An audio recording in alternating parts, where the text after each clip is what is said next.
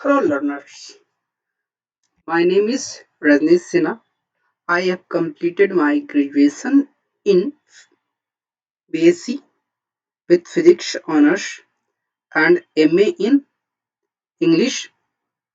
I have been lecturer of Government Polytechnic Araria approx 3.6 year and I also taught at 5 year the Lingo Coaching Center. It means you can say I have about 9 year teaching experience.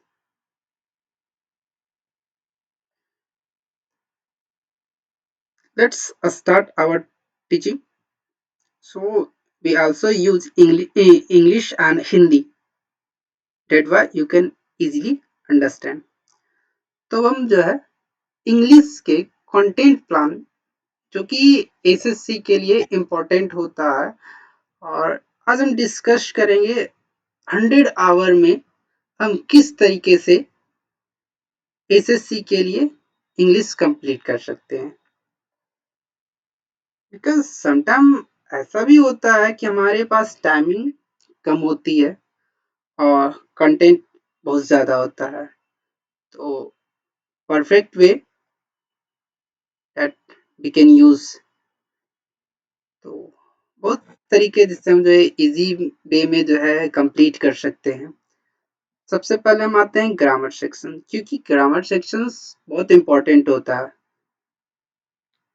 अगर आप common error में जाएं PQRS में जाएं cloze test के लिए जाएं हर जगह आपको जो है ग्रामर सेक्शन सबसे इम्पोर्टेंट होता है अगर ग्रामर सेक्शन स्ट्रांग है तो आप इजीली सॉल्व कर सकते हैं जैसे नरेशन टेंस वॉइस इसके लिए आपको रूल्स पता होनी चाहिए विदाउट रूल्स आप नरेशंस की क्वेश्चंस को सॉल्व नहीं कर सकते हैं वॉइस इसके भी कुछ स्टेप्स होते हैं कुछ रूल्स होते हैं जब हम रूल और स्टेप्स को प्रॉपर वे में यूज करते हैं तभी हम जो है हर क्वेश्चन को परफेक्टली कर सकते हैं एंड पॉजिटिव मार्क्स भी आ सकता है जैसा हम लोग चाहते हैं आफ्टर दैट इंग्लिश के लिए सबसे इम्पोर्टेंट होता है क्या वोकेबलरी वोकेबलरी क्योंकि एग्जाम में अब वोकेबलरी क्या आता है डायरेक्ट वे में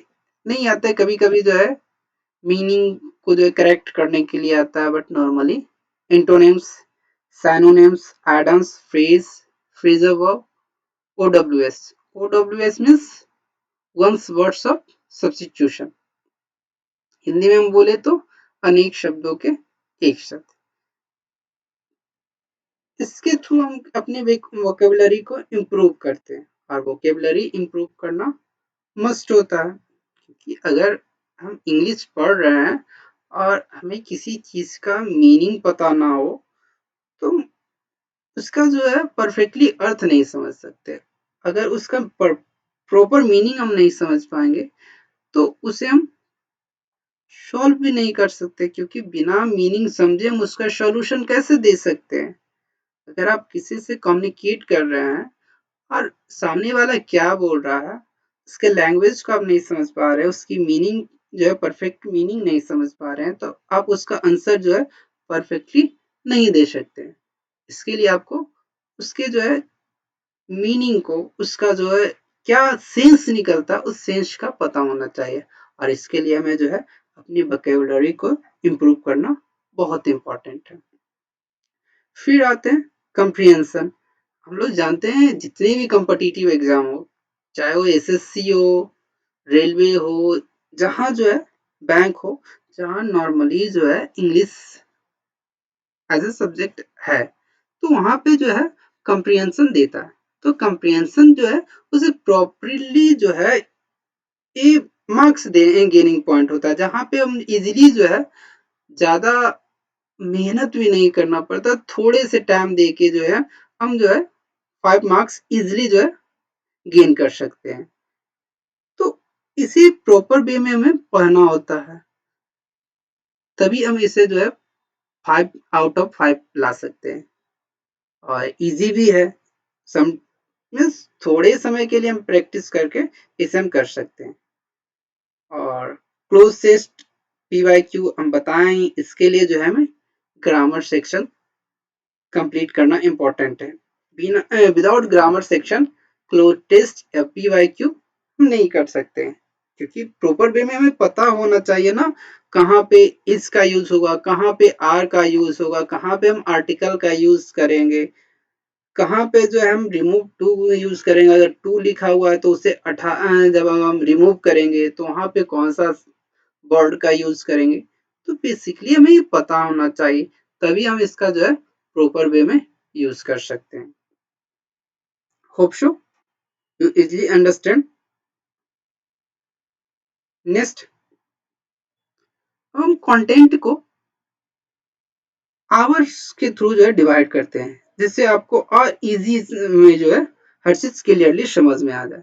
सबसे पहले हम लोग जो है नाउन से लेते हैं। तो जब हम नाउन पढ़ते हैं तो नाउन में क्या होता है, नंबर, जेंडर और केस, ये तीनों नाउन का ही पार्ट है। क्योंकि अगर हम नंबर करते हैं तो नंबर हम किसे कहेंगे, कोई ऑब्जेक्ट को ही कहेंगे ना। ऑब्जेक्ट क्या होगा, अगर ऑब्जेक्ट का नाम आ रहा है तो क्या होगा, नाउन ही होगा। किसी पर्सन का हम नंबर निकालेंगे या जेंडर निकालेंगे तो क्या होता है, लिविंग थिंग में होता है। लिविंग थिंग क्या होता है, लिविंग थिंग नॉर्मली क्या होता है, नाउन ही होता है। तो नंबर, जेंडर, केस, ये क्या है, नाउन के पार्ट है। आफ्टर दैट, तो ये एक लंबा चैप्टर है जिसे कंप्लीट करने के लिए अप्रोक्स हमें 10 आवर की जरूरत होती है। After that, pronoun. प्रोनाउन के भी बहुत सारे रूल्स होते हैं, अप्रोक्स मोर देन 50।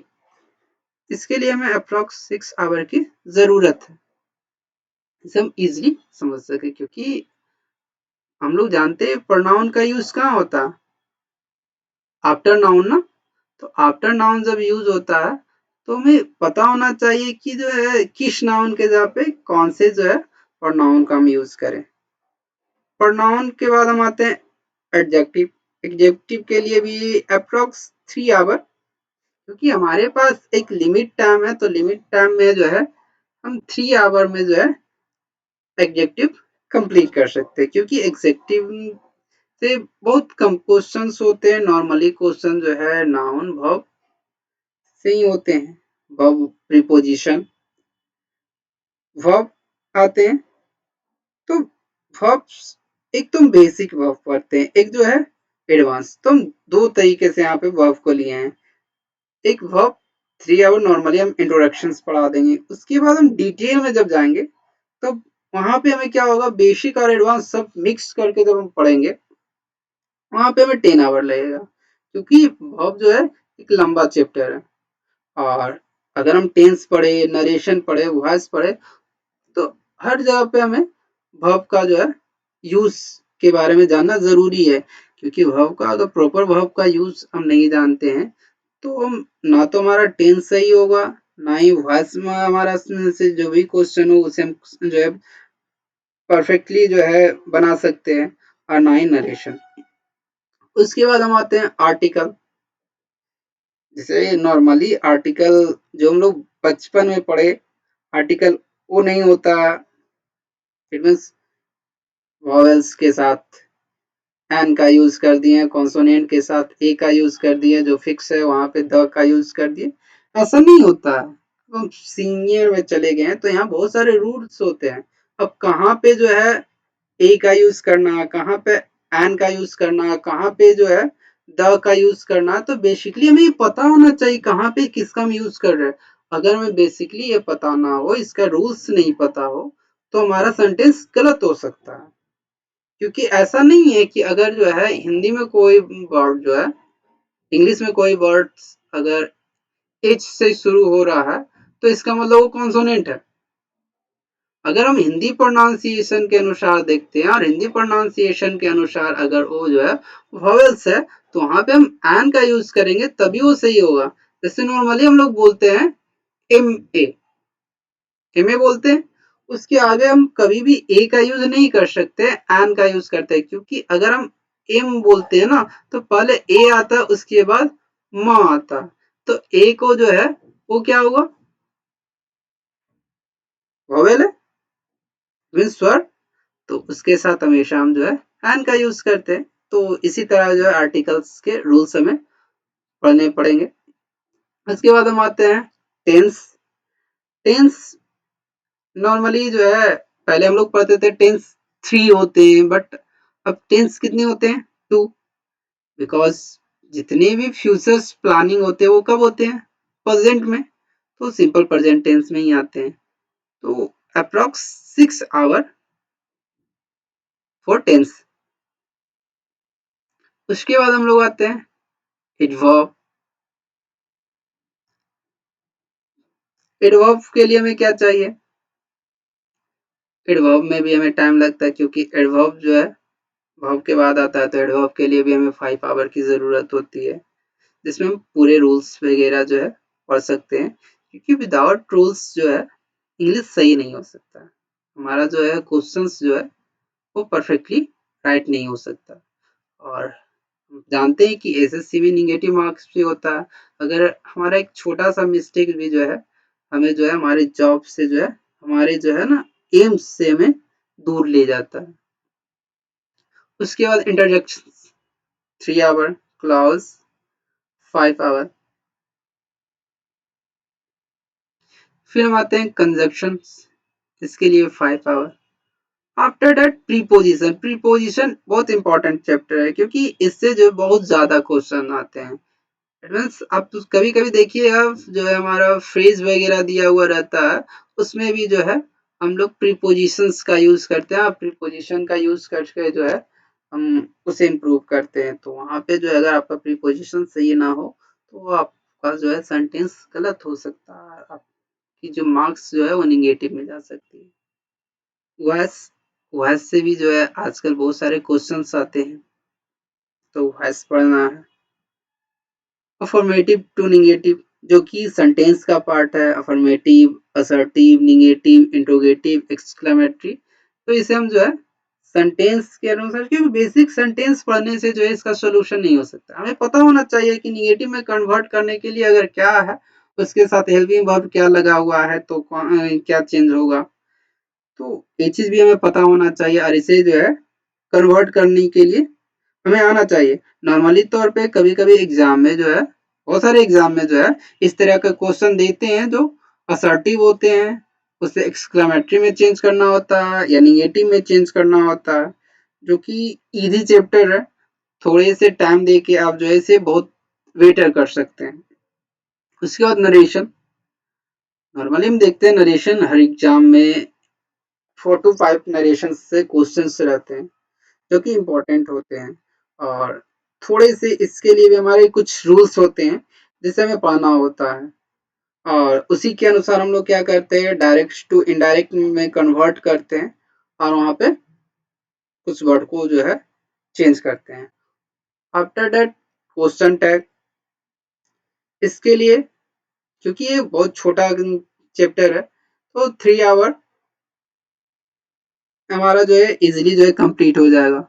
उसके बाद रिमूव टू सिंटैक्स, और साथ में हम इसके साथ जो है क्या लेके चलेंगे, जब हम अपना जो है टीचिंग स्टार्ट करेंगे तो इसके साथ जो है वोकेबलरी, क्योंकि वोकेबलरी जो है इम्पोर्टेंट है, और वोकेबलरी से भी अप्रोक्स हमारा 20 क्वेश्चन रहता है, 5 से नो 5 इंटू, अगर 50 का जो है 50 क्वेश्चन है तो उसमें जो है 20 क्वेश्चन तो हमारा जो है वोकेबलरी ही रहता है।